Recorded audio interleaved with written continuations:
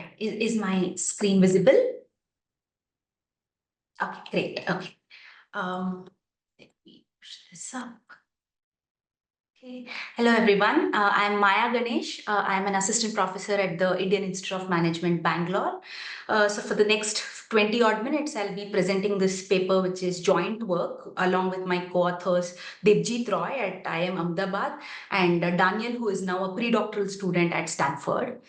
So in this paper, we partner with an Indian cloud kitchen company and we use large-scale transaction data from 2 Indian cities to empirically examine the impact of fulfillment time on customer satisfaction. So, with time becoming a scarce resource, etc., consumers leading a busy lifestyle are embracing online food delivery solutions. And this quest for convenience of customers have kind of revolutionized the food industry, and digitization has kind of played a role and accommodated this growing demand, right? And if we look at the numbers, right, so in 2019, the restaurant sales through in-app online orders exceeded almost 4.2 billion US dollars in India, and between 2020 and 2026, the anticipated growth rate, right, is also almost about 29%. Now, cloud kitchens, the context in which we conduct our study, also known as dark kitchens or virtual kitchens, is a more recent business model innovation in the restaurant industry. Right, the USP is one kitchen, multiple brands. Right now, from a provider's perspective, cloud kitchens offer a low-cost, low-risk option because you don't have to have all your front-end staff, right? So in terms of your labor costs or even infrastructure, you don't have to have it in a location which is easily accessible by customers, etc. And from a customer's or a consumer's perspective, the cloud kitchens offer, of course, a convenient and a speedy option along with a large menu preferences order and option. Right. When you think about it, so the most notable ones are Kitchen United in the US or Kitopi in Singapore or Rebel Foods in India. And even when you look at the cloud kitchen market, so it's worth almost about 43, this is the global cloud kitchen market, about 43 billion USD in 2019 and estimated to reach almost 71 billion USD by 2027. And the growth story in India is not very different, right, in terms of expansion and growth. Now, so we look at the two sides of that coin, so to say, right? One is the cloud kitchen managers and the other is the consumers. Now, with increased competition in the food delivery platforms, both acquiring new customers as well as retaining existing customers is not so easy unless the platform kind of provides a superior delivery performance without excessive delivery fees. In fact, in a recent global consumer survey, so the leading customer frustration was associated with longer delivery times, right? With almost more than 1/3 of the respondents listing this as the major issue.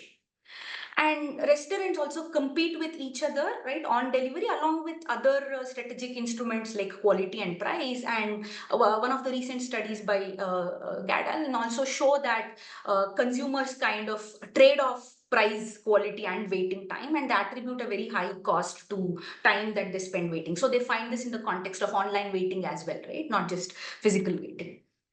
Now, from the cloud kitchen's perspective, one measure that can help the cloud kitchen managers track the performance and is important for the cloud kitchen managers is customer satisfaction, right? Which in some sense is like an overall evaluation of, oh, are the requirements met?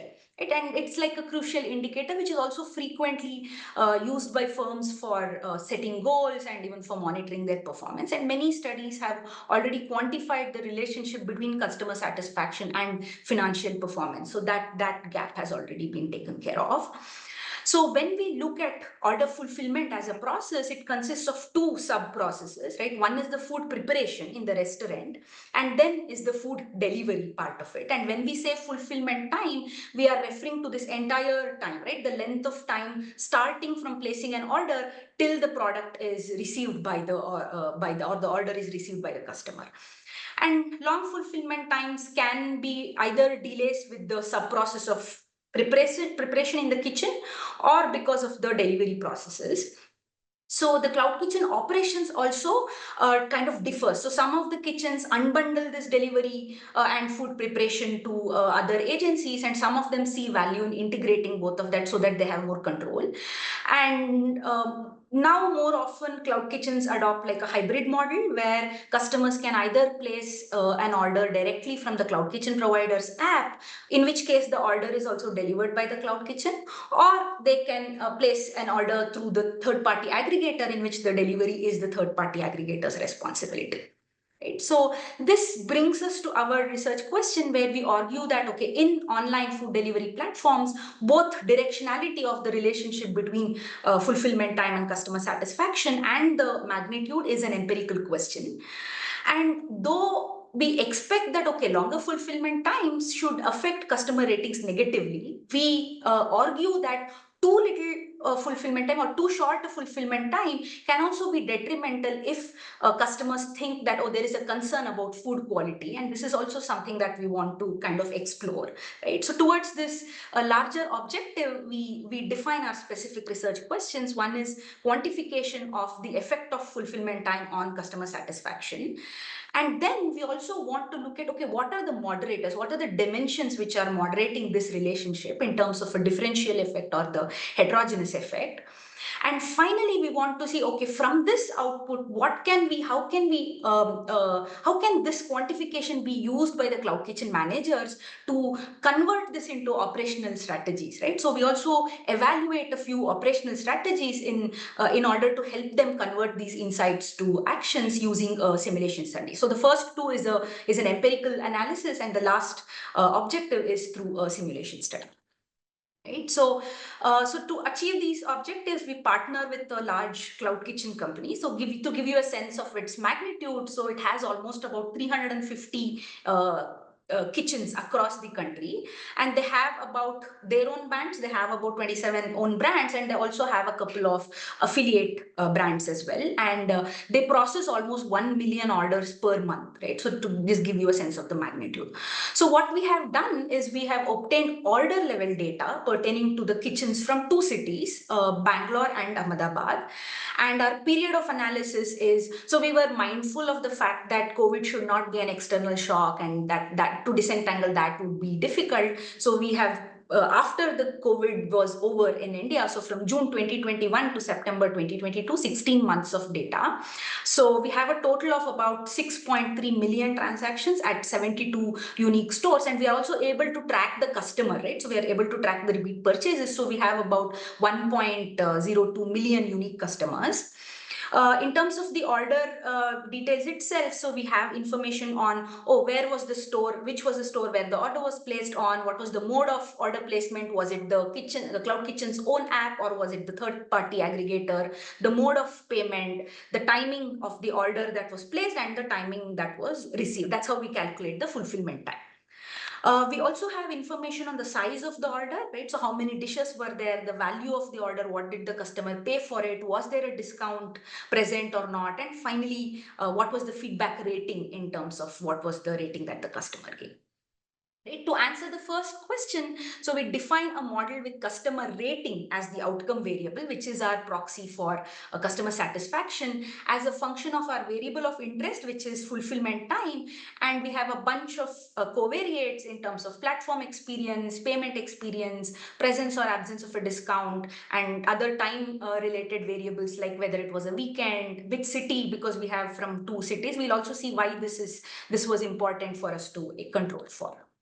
Right? So we use a multinomial ordered logic model, a regression model for ordinal response, because the rating is 1 to 5. It is 1, 2, 3, 4, 5. It's an ordered value, right? So it's measured on a scale. So to model the customer decision making, we use an ordered logic model. So if you see here, so I is the order level, right? So we have a store, so we control for store fixed effects, which is the restaurant fixed effects. We also control for month fixed effects, Like I mentioned, customer rating is a discrete value from between 1 and 5, 1, 2, 3, 4, and 5. So we absorb away the store and the month fixed effects. And fulfillment time we measure as the duration between when the order was placed and when the order was delivered. Right? And other covariates that I mentioned in terms of platform experience, payment experience. So all of these are indicator variables, in some cases binary indicators, in some cases multiple indicators. Presence of a discount, whether it was the weekend or whether it was a weekday, and also a city indicator. Right? So we estimate this model, and what we find is that for every 10-minute delay in delivery, the likelihood of the customer giving a higher rating decreases by almost 15%. Right? So there could be multiple reasons for it. One is that the fulfillment time serves as a proxy for meal quality in terms of its freshness, right? In terms of its hotness or coldness, because the quality of the meal deteriorates as time increases, right? So it could affect the taste attributes. And secondly, customer satisfaction could be just due to long wait, right? Because they are experiencing this long waits. So that could be the second reason that this is driving this, right? So all of the other coefficients of the control variables are also interesting, but in the interest of time, I'll skip that and I will refer you to our draft, which is now on SSRN. There could be a bunch of potential endogeneity concerns, right? And we address each of them carefully, right? So first is the omitted variable bias, right? So one could think that, oh, this kitchen staff expertise is different between different kitchens, right? And it affects the customer ratings, right? And we deal with this by including kitchen fixed effects, if you remember.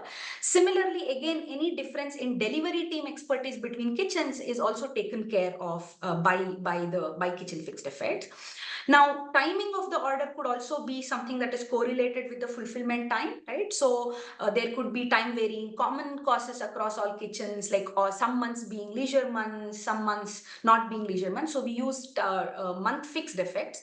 But in addition, we also use a weekend weekday indicator, which was a binary indicator, and we also use an indicator for time of the day, right? Because in the mornings maybe customers are more freer, or the other way around, that they're rushing for work, so they are busier. So we also break down the day into 4 slots, and we also use a time slot, time of the day indicator, and we also include that. Now, one more omitted variable, which is a time varying variable that you could think of, is the demand that is associated with the system workload, right? So because you could think that, oh, whenever there is if the workload is higher, which is a IT varying variable, then again that can influence the way, that can influence the effort, that can influence the way that the kitchen staff are preparing the orders, etc. So it will be correlated with the fulfillment time. So we need to control for it. So the way we have done that is we have operationalized the system workload, where we use, okay, whenever an order comes, what is the total number of active orders in the system which is still not delivered. So we use that as a covariate to make sure that the IT varying omitted variable bias is in there. Now it's also possible, because not everybody who places an order actually ends up giving a rating, right? So some of them don't give a rating. So it's plausible that the unobservables that determine the outcome variable also are the unobservables that determine the likelihood of providing a rating. So there, what we do is that we use a two-step Heckman model, where in the first step we look at a logistic regression, binary logistic regression of the propensity of giving a rating, and then we use the inverse Mills ratio that is gotten from the first step in the second step, and we find that there is no relationship between the selection process and the outcome, and that the model contains no selection bias. Finally, so when you look at customer reviews, right, so it's a typical J-shaped curve that we see, which is like a highly skewed kind of a data set. So what we do is that so we see a lot of ratings towards 5, and this could be, they could have chosen the highest rating even if it is not their true stance. So what we do is we estimate a model as a robustness by excluding all the observations with a 5-star rating, and we find that our results are still consistent and and the coefficient of fulfillment time continues to remain statistically significant, like similar to our main model. We also do a bunch of alternate specifications because this is a censored variable, right, with a lower and an upper bound. So consistent with literature, we also look at a top-bit regression model and a log linear regression model just to make sure that our results are consistent. Now at the outset, it might appear that fulfillment time and customer satisfaction share this negative relationship, which with delays causing dissatisfaction because of waiting, right? Which is what our main model also shows. But in our setting, unlike an e-commerce setting, right, a quick delivery for a majority of dishes might also raise suspicions about the freshness of the dish. It's like, oh, maybe they had already made it yesterday and it did not get sold, so which is why they already have it and they're selling it quickly, right? So we argue that a minimum elapsed time between order receipt and delivery will likely improve the perception of the dish quality. So this is what we conjecture. So in order to test for this formally, what we do is that we formalize this model-free evidence of curvilinear effects by introducing a squared term in the main model that we just now discussed, right? So you see a delta SQ fulfillment time square. And like we had conjectured, we find that the coefficient of the linear term continues to be negative and continues to be statistically significant. But now we also see that the coefficient of the square term is statistically significant. So this suggests that, oh, there is evidence supporting the idea that in an online delivery context, perceived quality also holds importance in the sense that being too early can be detrimental because of its relationship with quality. Okay. We also expect this effect of delivery lead time on customer rating to be different based on different dimensions, right? It could be order characteristics or customer demographics, environmental characteristics, etc. So we study the moderating effects by estimating this ordered logic model, including an interaction term for different heterogeneous dimensions. Right. So in order to look at customer demographics, right, we use city as a proxy. Remember, we had two cities, Bangalore and Ahmedabad. So we find that customers in Bangalore are more unforgiving of delays relative to customers in Ahmedabad. Now, if you have visited Bangalore city, you would know that it's like highly notorious for its traffic congestion and frequent traffic jams. Right? In fact, according to a recent report, Bangalore is the most congested city in India and the second most congested city in the world. Right? So, if convenience is the reason that customers are choosing home delivery to avoid this traffic congestion, then they expect a higher value in terms of both quality and delivery, which is why they penalize delays more severely in cities where they value their time more. Right? We also look at weather. So we collect data in terms of temperature and rainfall, and we use very hot summers and rainy days as proxies for this. And here we find that customers are more forgiving of delays when the environment and the weather conditions are not favorable, right? So it is as though consumers are more empathetic when they realize that more efforts are needed to be put in to fulfill an order. And in those conditions, they recognize this additional effort and they respond with a greater empathy. We also find that customers who are placing a high value order dishes, right? So they feel that, oh, I'm giving so much business to the cloud kitchen. So they are in some sense, when they pay more, they expect a faster service and they are less forgiving of delays if the order value is highly significant. We also find something interesting. So when discounts are there, when there is a promotion, right? So we find that they are more forgiving of delays. So it's as though they believe that they have already received some additional value from that discount. So they are more tolerant of delays and they tend to be more forgiving of delays when there is an associated discount or when there are some freebies offered with their purchase, right? So a similar effect has been found in other literature where it is post the event, right? So post the event, you give some freebies, consumers become more forgiving. But here we find that even before that, the discount is already there when they place an order, and we find that such similar behavior kind of extends here. Right? We also find that when customers place a direct order on the Cloud Kitchen platform, it is as though they are expecting more because they think that the Cloud Kitchen has higher control over both delivery and the restaurant food preparation time as well. So they believe that this greater operational and delivery control exists. So they again penalize more for delays when they place a direct order. Finally, there are some time sensitive dishes, right? Like for instance, if you think of a pizza, it will quickly become soggy, or if you think of an ice cream, it will quickly melt compared to other dishes. So what we do is that we define a proxy whether a order contains a time sensitive dish or not, and we find that customers are less forgiving when there is a time sensitive dish in their order, because they know that because the tasteness or the food rapidly deteriorates with elapsed time.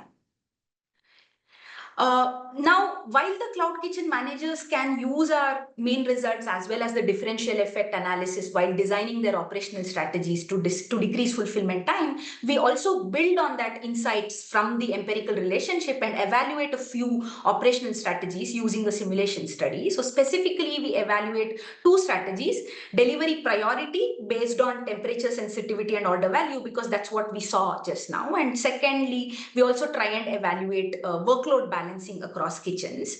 So we develop a discrete event simulation, and all of the data comes from the distribution of the actual empirical data that we have. And we earlier saw from our heterogeneous analysis that offering greater fulfillment speed for high temperature sensitive or high order values are likely to enhance customer satisfaction. So what we do is that we evaluate the operational strategy of delivery priority, where we prioritize the high value orders with both temperature sensitivity and high order. And we find that the overall, because when you are prioritizing, you're also putting other things back, right? So which means there are some orders which have a more fulfillment time because these prioritized order benefit. So what we find is that the overall rating improves whenever the proportion of the orders is greater than 30%. Proportion of the orders which have temperature sensitive dishes, whenever it's greater than 30%, we see that there is value in delivery priority because the overall rating kind of improves. The other thing which we found when we were looking at the data and when we spoke to the Cloud Kitchen managers is that at peak times, some kitchens were overloaded compared to their neighboring kitchens, right? So monitoring the system-wide workload and assigning an order to a slightly farther kitchen might still lead to potential benefits, though it might increase the distance a bit. So here again, we see that even with a small percentage of diverted orders, the benefit in terms of reduced fulfillment time and accordingly in terms of increased feedback is quite substantial. So in conclusion, so we find that the likelihood of the customer giving a higher feedback rating decreases as the fulfillment time increases, but we also find this nuanced aspect of waiting in a food delivery context where some sort of a minimum time is to be elapsed for the quality to be acceptable, and we estimate a differential impact based on a bunch of heterogeneous dimensions. So our study's findings can help the Cloud Kitchen managers determine where to position their attention in order to increase the customer satisfaction. So we do that by evaluating operational strategies, and the heterogeneous dimensions that the analysis that we do, we also believe that it contributes to some of the behavioral operations literature where we show when are customers more tolerant to delays and how can these factors moderate this relationship. Thank you. That's all from